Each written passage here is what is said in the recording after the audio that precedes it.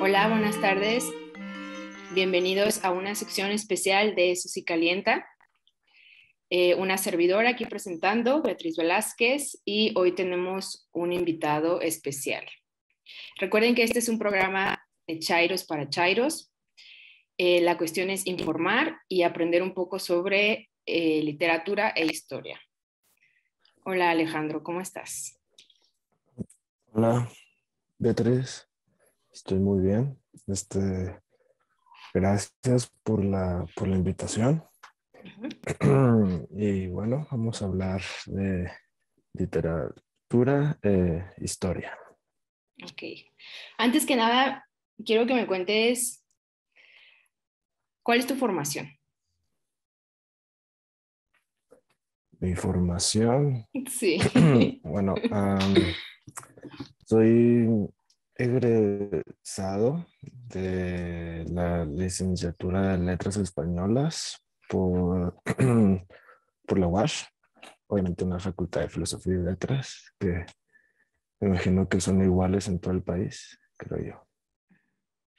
Sí, creo que sí. Y, y pues básicamente esa es. Estuve en una preparatoria católica. Ok. Y ya, es Ok. todo. Bueno, entonces sabes de libros y esas cosas, ¿no? Y me imagino que ya escuchaste el nuevo disco de San Benito Juárez. San Benito Juárez, sí, un verano sin reformas. Ok. No, de eso no, aún no. Es inédito para mí todavía, Te lo pero ya, recomiendo. ahorita Te lo voy a lo- escuchar. Bueno, para adentrarnos en este tema, antes que nada, bueno, ya dijimos que vamos a hablar como de historia y de literatura, y hay como un subgénero, creo que se llama así, que es la novela histórica. A ver, Ujú. cuéntanos qué es esto de una novela histórica. La novela histórica, ¿verdad? Bueno, Ujú. surge en el contexto de la ilustración, más que nada, y también es como una reacción del romanticismo ante esta necesidad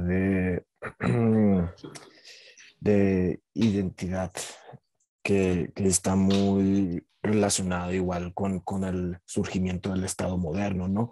Y la creación de los mitos que van a dar credibilidad y van a sustentar la credibilidad de los estados modernos, aunque podríamos llegar a ver los antecedentes desde el mismo Homero, ¿no? Con la Ilíada y la Odisea, que pues llegan a narrar un hecho supuestamente histórico como el sitio de Troya.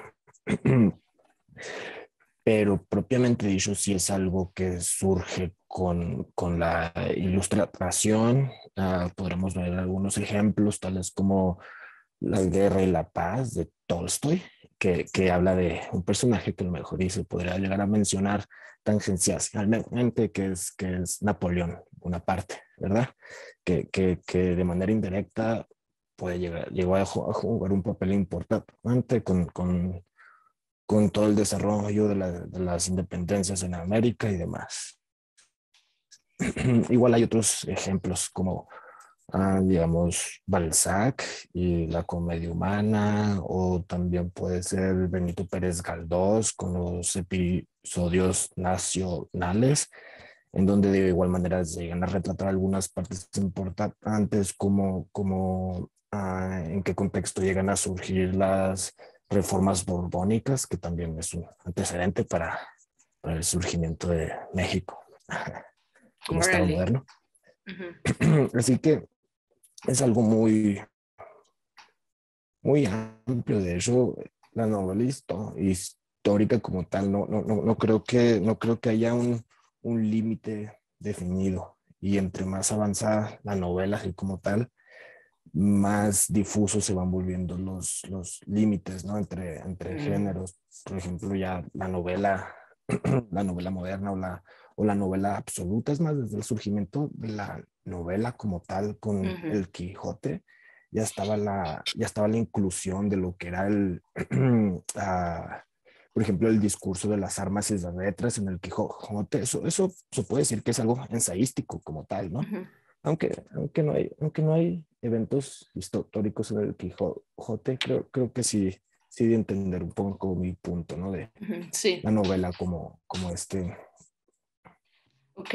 Y eso me lleva este a género que lo... Ajá. Ajá, Me dime. lleva a dos preguntas que creo que se relacionan.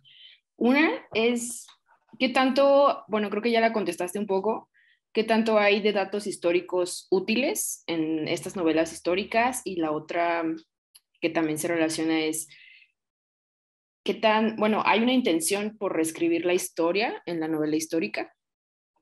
Mm, Bueno, aquí a lo mejor habría que hacer algunas aclaraciones.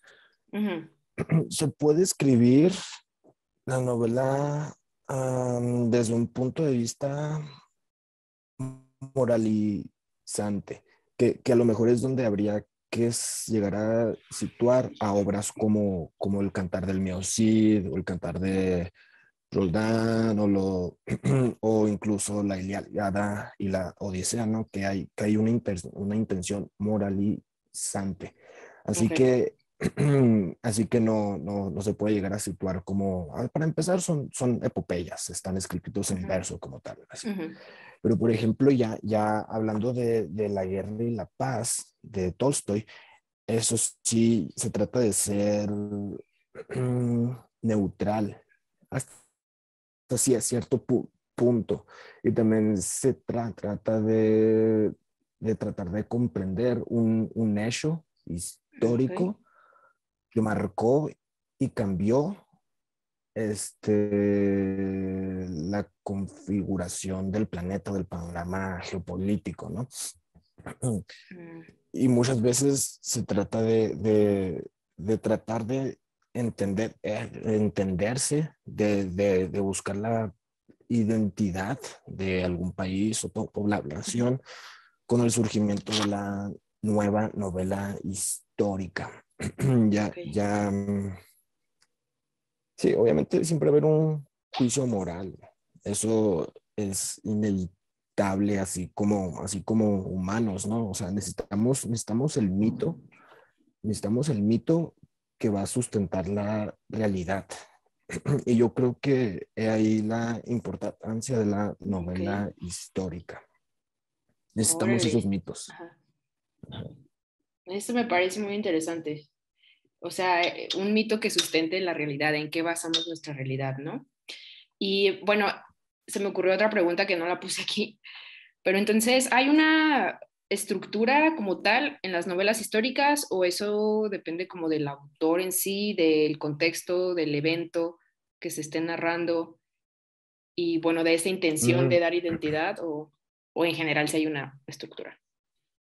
Bueno, por ejemplo, lo que he podido notar en Ujú, los libros de ese género que he tenido la oportunidad de leer es que muchas veces se busca un narrador ficticio, o sea, que no es un ujú, personaje histórico como tal, que ok. está observando desde cierta distancia, ¿no? De los acontecimientos históricos. Así que, pues, y también está esas lagunas de hechos, que es en donde el escritor, el novelista como tal, ya entra en acción, digamos, misterio histórico, que es en Ok. donde ya empiezan a desarrollar, pues ya el arte de narrar y crear pues una historia verosímil. Ok, ok. Pero así como tal, no hay una estructura. Ujú, Entonces ok. es algo que el escritor, en la génesis del escritor, lo Ujú, hace. ok, bastante interesante. Mm, ya como adentrándonos a nuestro país, nuestra identidad como México, en México, ¿cuáles serían las novelas históricas más relevantes de las que tú crees que son importantes? Bueno, estamos en el marco de la celebración del 5 de mayo, ¿verdad? Sí. Y tenemos un par de fechas importantes, que una de ellas, la más importante, podríamos decirlo, es la independencia de México. Ujú, Y que está ligado, o está muy ligado, todo está ligado, lo que años después, 40 años después, 50 años después, iba a ser la batalla de Puebla. ujú, Y muchos de los personajes históricos que participaron en la batalla de Puebla ya habían nacido. Unos no llegaron a participar porque tenían 5 años o algo así, pero ujú. otros sí que llegaron a participar en la independencia y de alguna manera llegaron a participar de manera indirecta en la batalla de Puebla. Un par de estos personajes, es a Antonio López de Santana, que Ujú, participó de una manera relativamente o bastante importante en la lucha de independencia y después creó como que todas las condiciones o influyó en las condiciones que después iban a generar la, pues la segunda intervención francesa, la segunda intervención francesa. ¿Y cuáles son? Bueno, vamos a hablar de dos libros que me parecen importantes. Los dos fueron ujú, escritos en el siglo XX, es decir, plenamente en una época contemporánea, ¿no? ujú, Uno de ellos es Noticias del Imperio, de Fernando del Paso, que es de los mejores escritores mexicanos, creo yo. Está ese libro que habla propiamente del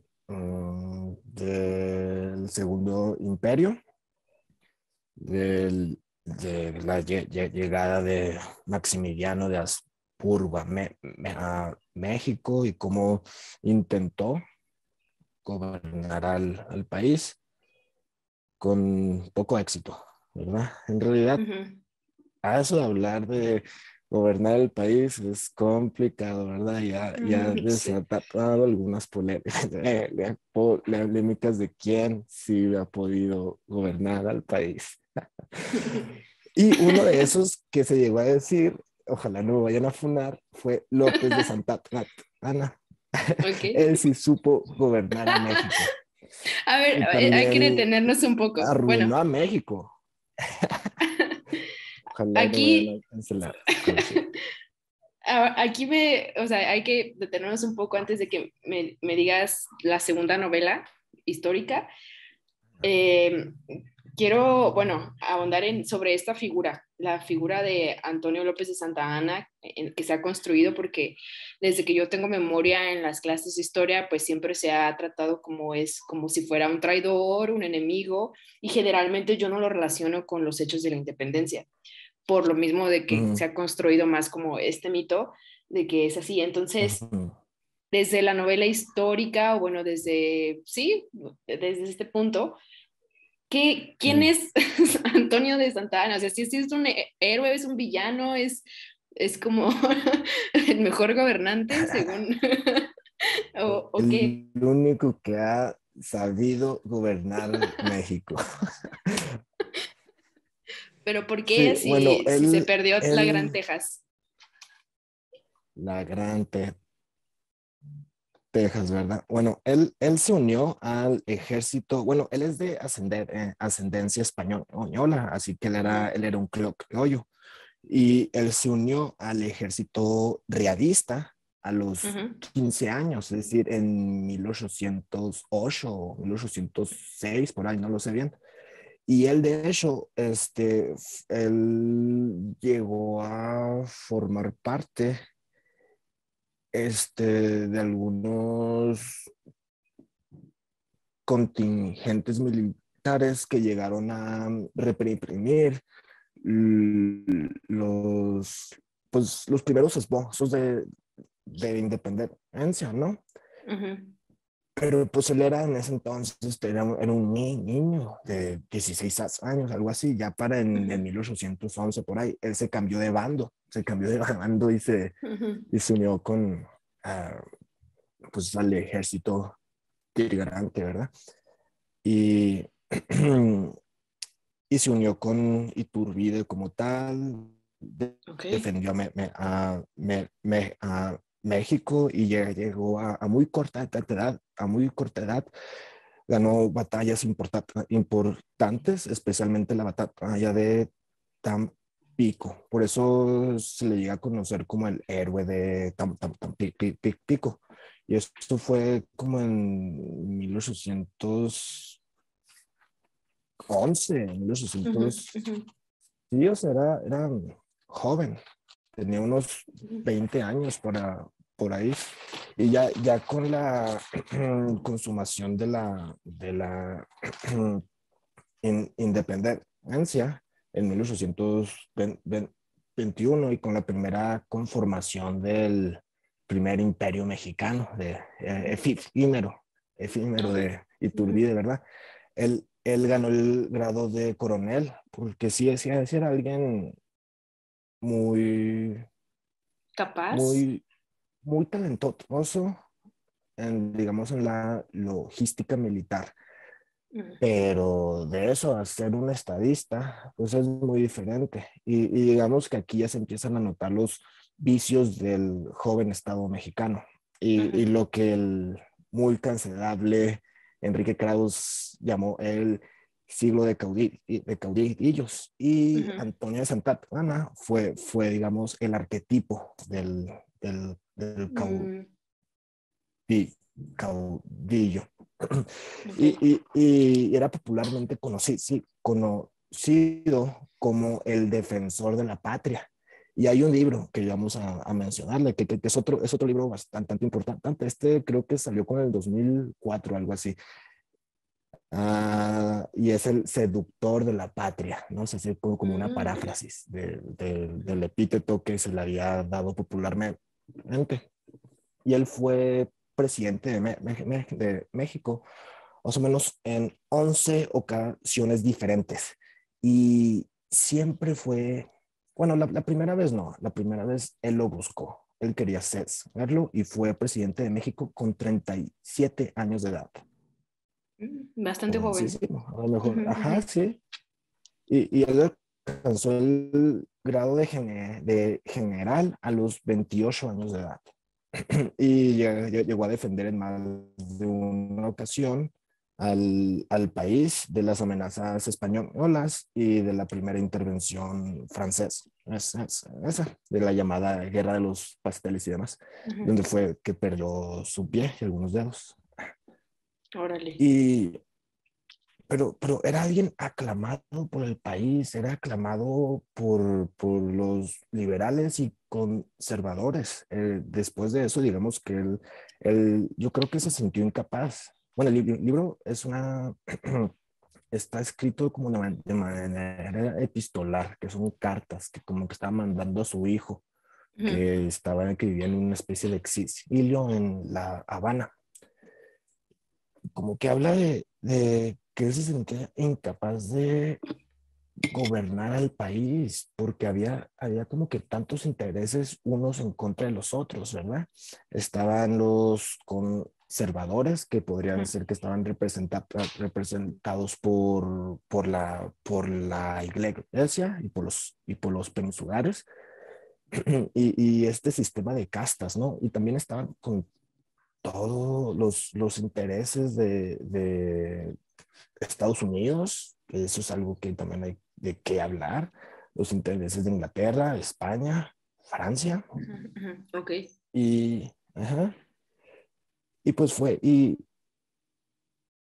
se cambió un número de veces del lado liberal al conservador. Se podría decir que a su conveniencia, De manera pero oportunista. en gran parte se podría decir, pero creo que después de la primera vez que él fue el que buscó la presidencia, después de la primera vez, todas las demás eran grupos que lo buscaban a él. Ujú. Ok. Y, o sea, no por algo era llamado el defensor de la patria. Ya después a lo mejor y fue el seductor de la patria, como le llamó Enrique Serna, el Ok. autor de la Ujú. novela. Y, y pues me imagino que era alguien que apelaba bastante al imaginario colectivo, o sea, era un héroe de la independencia, mm, mujeriego, buen bailarín, ah, le Aunque gustaban no las tenía un peleas de pie. gallos. Aunque Ujú. no tenía un pie, aún así era bueno con los sones jarochos. Él era de Veracruz, de hecho, y Wow. Ujú. fue gobernador de Veracruz y de Yucatán también. Ok. Así que sí es un Ujú. personaje, se podría decir, ambivalente. Yo creo que más Ujú. que, bueno, ya al final, ya después me imagino que ya pierdes una pierna, el país está en bancarrota, la pérdida de Texas, que muchas veces dicen que él lo vendió, pero o sea, él fue, ni siquiera se tenía una concepción de qué tan grande era el país en ese entonces y estaban muy ocupados con las guerras centralistas para poner atención en el norte. No es una justificación, Ujú. pero no creo, pero no fue algo premeditado como tal. Y aún así, él fue y defendió al país, pero básicamente ya la región de Texas como tal estaba perdida. Y de hecho, él fue prisionero de, ¿cómo se llama? Sam Houston. Ujú. Y lo llegaron a tener, y él estuvo en condiciones totalmente deplorables. Y quienes llegaron a firmar, o sea, Ujú. el tratado de, De ay, Velasco. ¿cómo se llama? Bueno, Trato- sí, eh, donde se llega a dar la independencia de Te- Texas. sí, creo que es Él el era Tratado de Velasco. prisionero en ese momento, él era prisionero justo en ese momento,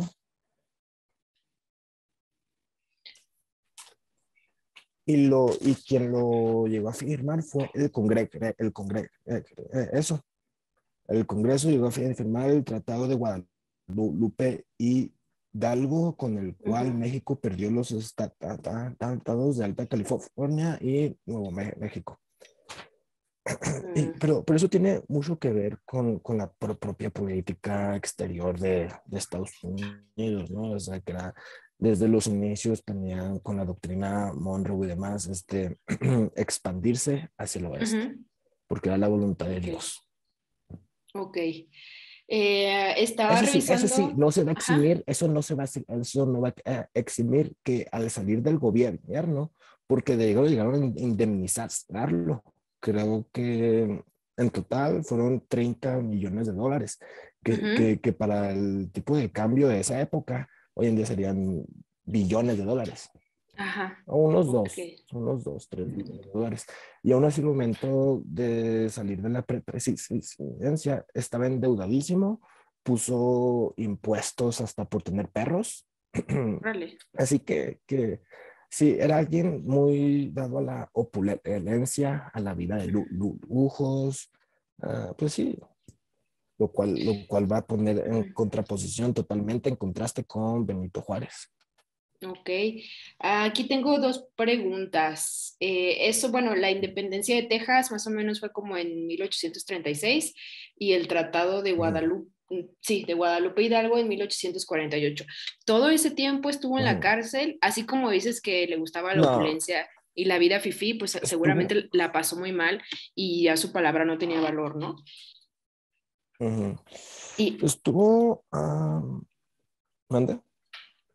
bueno, y otra pregunta que también vi por ahí ese dato que no es verdad o si es verdad que él se empezó a llamar Su Alteza Serenísima Sí, o quién le puso ese sí, apodo. eso fue en su último, en su última etapa, cuando ya lo empezó a perder, ¿no? Ya que de hecho llegó a derogar este, la Constitución de 1924 y sí cayó prisionero poquito después de la batalla del Álamo. Y cuando fue la venta de la California y México, no cayó prisionero, pero en el momento de perder, él se fue al exilio en ese momento. Así que fue únicamente con la batalla del Álamo, poquito después que cae como prisionero de guerra ante las fuerzas de Sam Houston, que fue más o menos en 1930 y algo, 34. Bueno, creo que le pusiste mute. Ah, ya. Quiero decir que para ese entonces ya casi se perdía la tonta Texas. Este,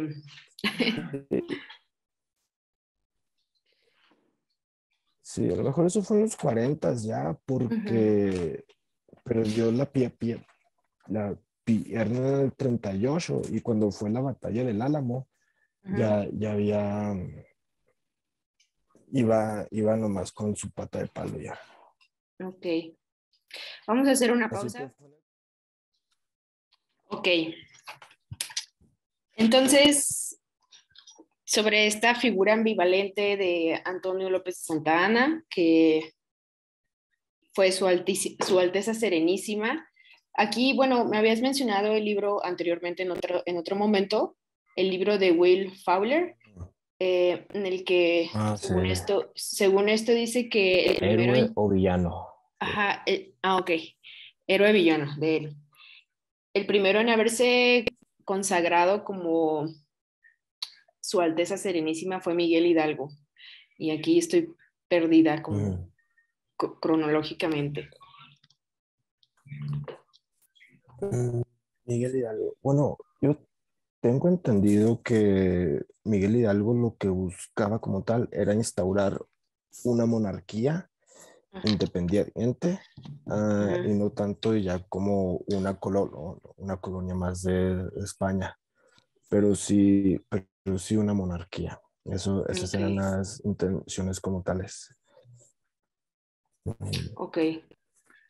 Y posteriormente, bueno, ya contrastando con Benito Juárez, cuéntame sobre esta relación entre Benito Juárez y Antonio López de Santa Anna, porque sabemos que para este gobierno Benito Juárez es una figura muy importante, es la inspiración más grande del presidente, lo nombra el presidente más importante de México. Yo creo que el primero es AMLO y después Benito Juárez. Entonces, cuéntame sobre él. Bueno, la primera vez que se llegaron a cruzar fue cuando Benito Juárez se estaba trabajando como sirviente en Ujú, la casa de unos empresarios hacendados muy importantes de Oaxaca. Así que, y eso es algo que López de Santa Anna después utilizaría para tratar de humillar a Benito Juárez como tal, que la primera vez que se vieron ellos dos, Benito Juárez le sirvió la cena a Santana, Ujú, pero Santana supongo que se la devolvió como tal, porque él lo que hizo fue que asumió el papel de siervo de la nación, ¿no? Es decir, que lo pudo hacer con... Y sí fue un individuo que se pudo superar de manera admirable. Y llegaron a tener algunos roces. Bueno, después, posteriormente, Benito Juárez alcanzó la posición de gobernador de Oaxaca y con el plan con la revolución de Ayutla, que se buscaba destronar a Santa Ana, porque ya los mismos conservadores se habían dado cuenta que su Alteza Serenísima ya se había vuelto completamente demente. O sea, trataba de ponerle impuestos a la tenencia de perros, ¿no? O ujú, que tantas puertas y ventanas hay y te cobran un impuesto, esto. Y fue la revolución de Ayutla. Y aquí Benito Juárez le negó el acceso eso al estado de Oaxaca, a, a López de Santa Anna, lo cual hizo que le agarrara más aversión. No creo que en realidad a Benito Juárez haya tenido ningún sentimiento de despecho hacia Santana, pero Santana, Benito Juárez sí, porque de ujú, hecho ya después ya con la guerra de en las guerras de reforma y con la segunda intervención, cuando el gobierno de Benito Juárez asumió un papel itinerante, hubo cierta conspiración de Santana para tratar de secuestrar a la esposa de Benito Juárez. Así el wow. odio y el resentimiento. O sea, sí, López de Santana sí fue una figura importante para la independencia de México y para defender el puerto de Tampico y el puerto de Veracruz de los españoles y franceses, y también defendió valientemente, se defendió valientemente de los americanos, de los norteamericanos, de los Ok. yanquis, pues, ¿no? Porque todos somos norteamericanos. Pero Ujú, después sí, a final de cuentas era un criollo ujú, y ok. estaba adoctrinado con el sistema de castas y demás, así que está totalmente en contra de lo que significaba Benito Juárez. Y Benito Juárez lo supo, pues o sea, no creo que haya tomado, no creo que le haya importado en lo más mínimo López de Santana cuando cayó del poder, pero cuando él estuvo en el poder, sí le guardó respeto. De hecho decían que tenía el retrato de López de Santana en su oficina, y obligó a poner el retrato de Santa Ana en todas las otras dependencias del gobierno que están bajo su poder cuando era el gobernador de Oaxaca. Y habría que recalcar que el trabajo que hizo Benito Juárez como gobernador fue muy, muy bueno.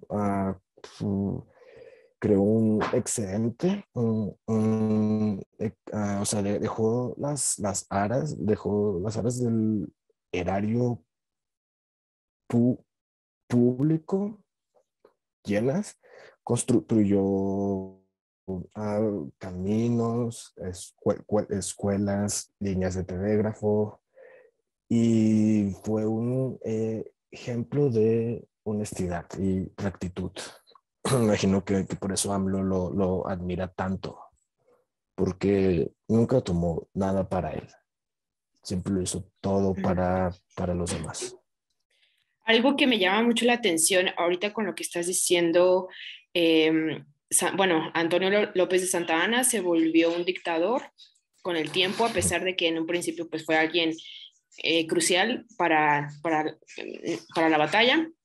Pero hay una frase de AMLO bastante famosa que repite constantemente, sobre todo cuando se le menciona lo de la reelección, y es: el poder atonta a los inteligentes y a los tontos los vuelve locos. Entonces, con esto que dice, siento que hace como mucha referencia pues a Santa Ana, porque eventualmente se volvió como delirante.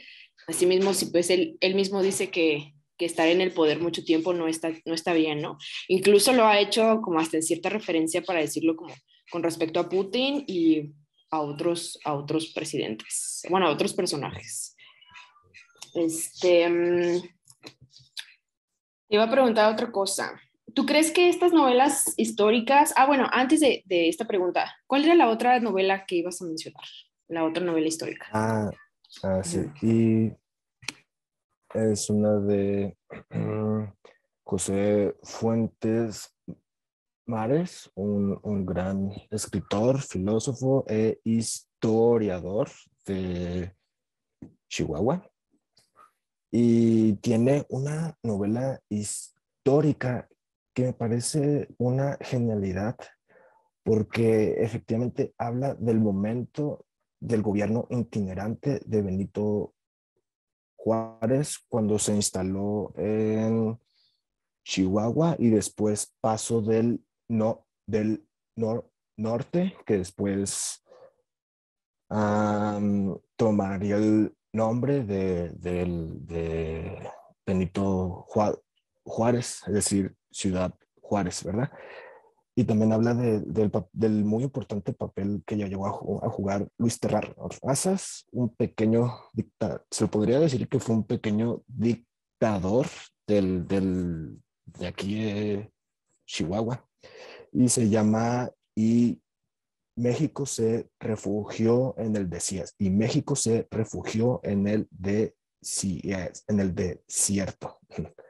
Sí, es una lástima que no se haya reeditado la obra de José Fuentes Mares, ya que ya que me parece que él es un escritor muy perspicaz. Y también tiene otro libro llamado Poinsett, Historia de una gran intriga. Y Poinsett fue el secretario de guerra de los Estados Unidos durante de los años 20 de los años 30 a los años 40, que llega a afinar en muchos de los detalles la política exterior de Estados Unidos y cómo él dijo que era conveniente para los intereses, que hoy en día podríamos llamar los intereses geopolíticos de Estados Unidos, que alguien como López de Santa Anna estuviera en el poder en México. Esos son dos libros de José Fuentes Mares muy buenos. Y México se refugió en el desierto, sí es cierto, y Poinsett, historia de una intriga. Sí, ahí sí se debería de reeditar su obra.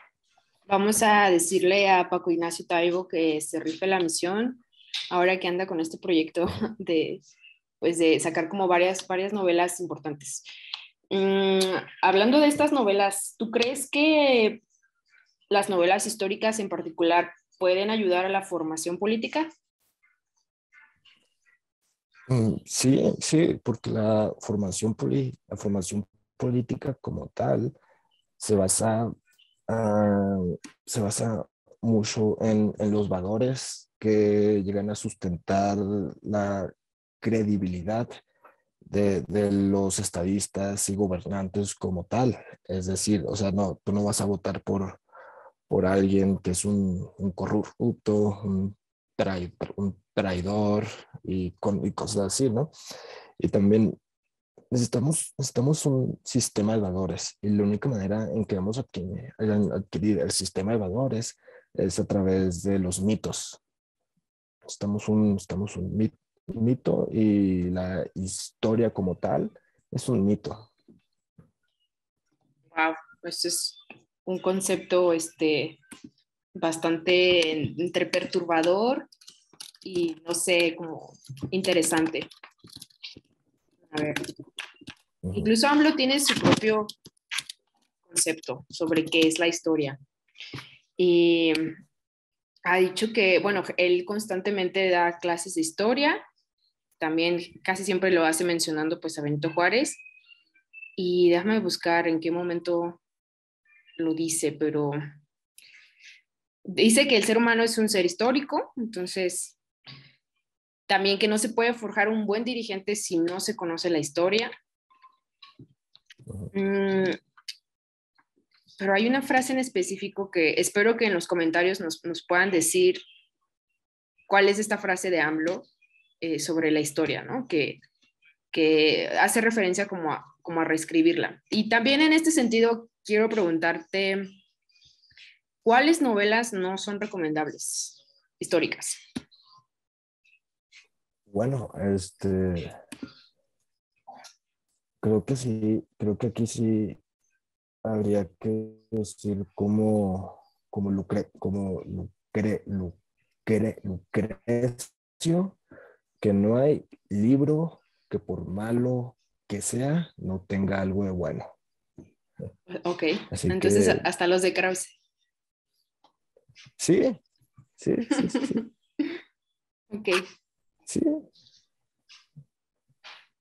ejemplo, los de... Sí, o sea, no te voy a decir que no los leas, porque tiene libros bastantes interesantes. Antes como Siglo de Caudillos, donde hace un recuento desde Iturbide, Guadalupe Victoria, Vicente Guerrero, San- Santa Ana, todos ellos, antes de ser políticos, fueron militares. Ya que hoy en día tenga ideas reaccionarias, lo que es derecha, izquierda, ¿verdad? Creo que él está confundiendo la derecha con los liberales. Sí, sí, sí, sí. Pero bueno, eso ya es algo totalmente diferente. Ok. Sí, ya es como, no sé cómo decirlo, como ya está como un poco desenfocado también Enrique Krause porque pues ha recibido bastante dinero, ¿no? Entonces, a Ya lo mejor asoció, ya se le acabó la creatividad. sí. Otra cosa, quizás sea la última pregunta que te haga, y aquí me gustaría yo ponerle un poco de mi cosecha. Actualmente, si tú sabes quién escribe novelas históricas sobre los procesos de la Cuarta Transformación. Mm.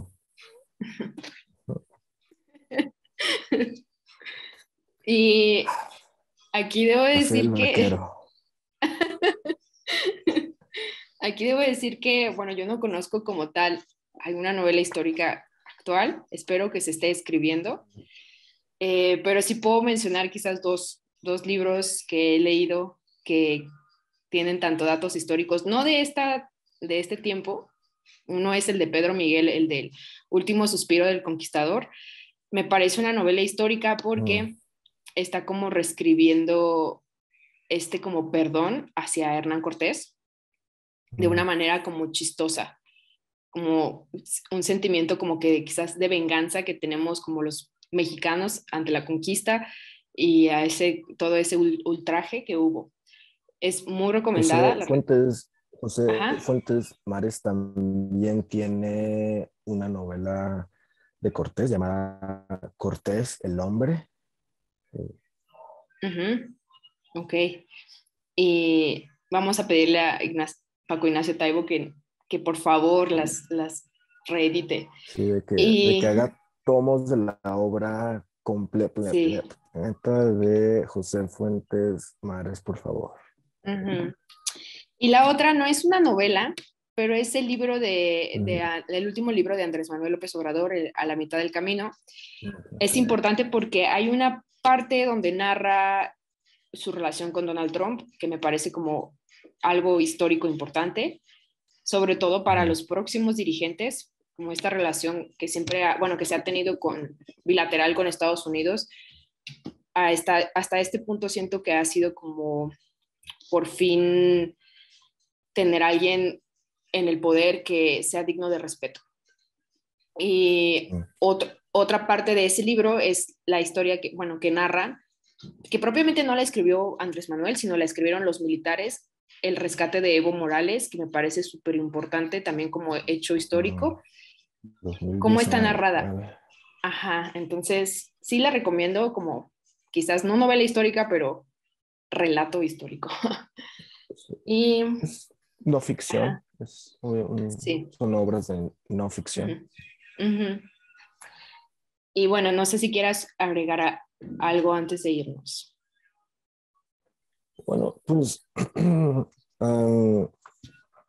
pues en este momento se están